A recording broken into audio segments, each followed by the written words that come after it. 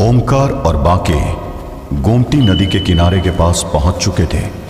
हवा में एक तनाव भरा सन्नाटा छाया हुआ था।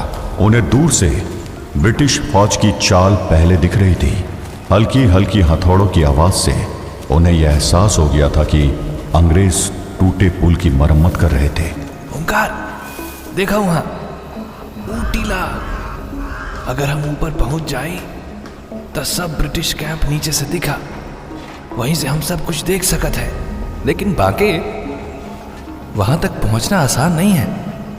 यहां से वहां तक ब्रिटिश सिपाही हर दिशा में घूम रहे हैं। आसान तो कभी कुछ ना रहे। ओमकार, हमरे पास एक के मौका है। चल, धीरे धीरे चलत है, चुपके से। जो भी होए, हमें वहां तक पहुंचना ही है। बाके और ओमकार नीचे की तरफ झुके, घास के बीच से निकलते हुए धीरे धीरे क्लिफ की तरफ बढ़ रहे थे। हर एक कदम सूझबूझ से रखा जा रहा था ताकि ब्रिटिश सिपाही की नजरों में वो नहीं आ पाए। संभल के। अचानक से एक ब्रिटिश पेट्रोलिंग की घोड़े की आहट सुनाई देने लगी। सिपाही एक दूसरे से बात करते हुए पास आ रहे थे। उनका शोर अब ज्यादा करीब हो चुका था। झुक जा, वो लोग इधर ही आ रहे हैं। बाके और ओमकार जल्दी से एक झाड़ी के पीछे छुप गए। उनकी सांस उनकी छातियों में अटक गई थी। ब्रिटिश सिपाही उनके बहुत करीब से गुजर रहे थे, लेकिन उन्हें उनके वहां होने का पता भी नहीं चला। बच गए। थोड़ी और देर होती तो खेल खत्म था, लेकिन अब और भी सावधानी से आगे बढ़ना होगा। दोनों फिर से अपनी राह पर आगे बढ़ गए। घंटों तक जमीन पर घिसक घिसक कर और छुपते छुपते आगे बढ़ते हुए वो आखिरकार उस क्लिफ तक पहुंच गए। वहां पहुंचते ही उन्होंने वहां गिरे हुए एक बरगद के पेड़ के तने के पीछे जगह ले ली और सावधानी से आसपास देखने लगे। यह जगह ठीक है। यहां से हम अंग्रेजन की पूरी छावनी का दिखाई पड़ा था, लेकिन मगर एक समस्या थी। 2 ब्रिटिश सिपाही पहले ही वहां तैनात थे और एरिया की पहरेदारी कर रहे थे। मगर इसके पहले हमें इन दोनों का कुछ करना होगा, है ना बाके भाई? सही बोले हो। हमें इनका ठिकाना लगाई के परत है, और वो भी चुपके से। और कोई चारा नहीं है। दोनों आगे बढ़ने के लिए तैयार थे कि तभी उनका ध्यान पीछे से आती एक आवाज ने खींच लिया। रुको ओमकार, बाके, वहीं रुक जाओ। ओमकार और बाके तेजी से पीछे पलटे। अनीता और फ्रांसिस भी वहां पहुंच चुके थे। अनीता कुछ घबराई हुई लग रही थी। उनको आता देख दोनों वापस उस पेड़ के तने के पीछे छुप गए और अनीता और फ्रांसिस भी जल्दी से वहीं आकर बैठ गए। अनीता जी, आप दोनों यहां क्यों आए? इधर बहुत खतरा है। खतरा तो है, लेकिन सबसे ज्यादा खतरा बाके को है। अनीता की बात सुनकर बाके थोड़ा कंफ्यूज हो गया। खतरा?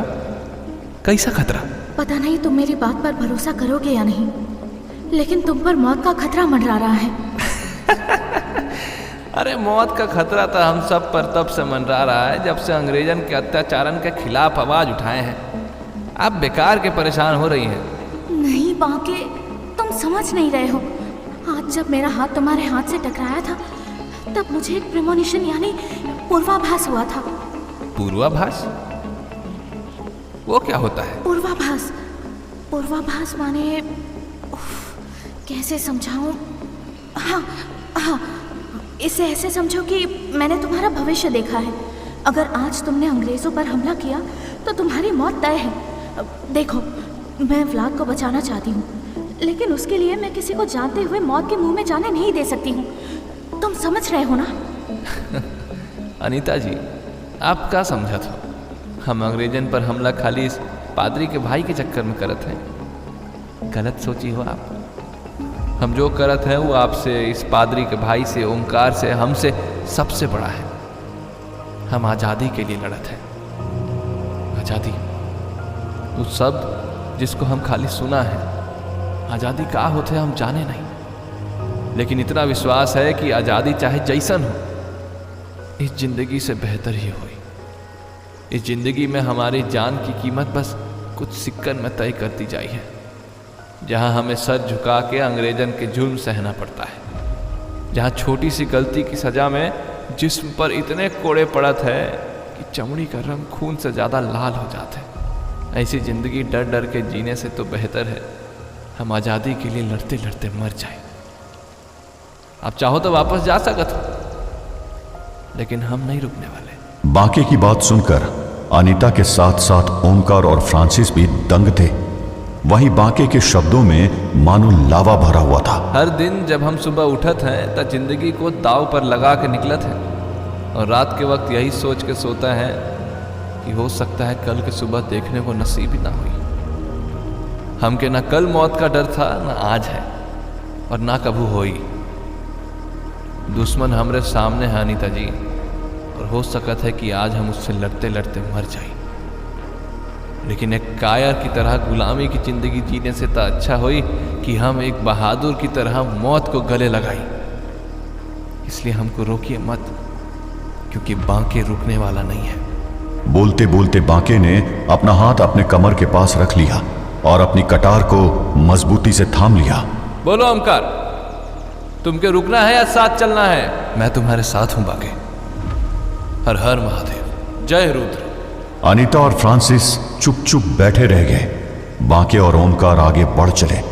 वो दोनों धीरे धीरे घास और छोटी छोटी झाड़ियों के पीछे छुपते हुए उन दो ब्रिटिश सिपाहियों के करीब पहुंचने की कोशिश कर रहे थे। बांके अपनी हर चाल सूझबूझ से रख रहा था, लेकिन तभी एक सिपाही का ध्यान एक अजीब आवाज पर गया। उसने अपने साथी से कुछ कहा और दोनों सिपाही अलर्ट हो गए। बांके, जल्दी करना पड़ेगा। तभी ओमकार का पैर एक सूखी टहनी पर पड़ गया। Who's there? ओमकार अपनी जगह पर सांस रोके रुक गया। इतने में बांके बिजली सी गति से आगे बढ़ा और उसने एक सिपाही को पीछे से पकड़ लिया। उसने एक हाथ से उसका मुंह पकड़ लिया और दूसरे हाथ से अपनी कटार से उसके पेट और छाती में दनादन वार कर दिए। दूसरा सिपाही तब तक ओमकार के पास पहुंच चुका था। ओमकार ने जोर से छलांग लगाई और उसको लेते हुए नीचे गिर गया। अगले ही पल दोनों एक दूसरे से उलझ चुके थे। वो सिपाही ओमकार से तगड़ा था और उसने जल्दी ही ओमकार को अपने नीचे दबा दिया। ओमकार उससे लड़ने की कोशिश कर रहा था, लेकिन वो सिपाही जरूरत से ज्यादा ताकतवर था। उसने ओमकार पर काबू करते हुए अपनी रिवॉल्वर निकाल ली।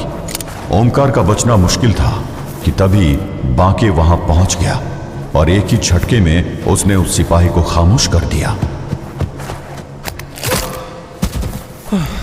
शुक्रिया भाई। चलो, ये काम तो हो गए।